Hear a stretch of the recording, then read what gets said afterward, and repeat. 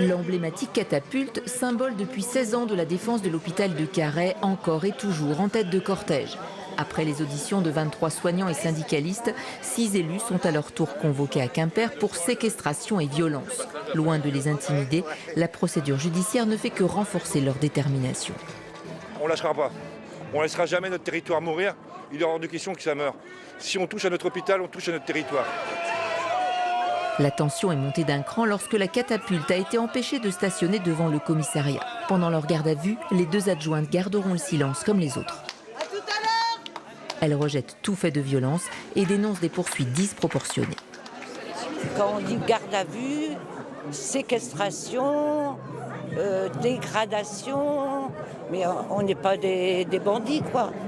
On est là pour défendre le bien public et si on ne défend pas le bien public, on sait très bien qu'on ne sera jamais entendu.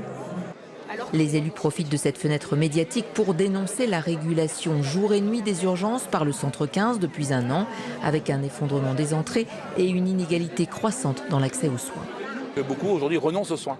Et ça, c'est dramatique, sachant que déjà, l'espérance de vie en Centre-Bretagne est de 6 ans de moins que l'ensemble de la Bretagne. Donc on a une sous-population, on est en train de traiter comme des sous-citoyens.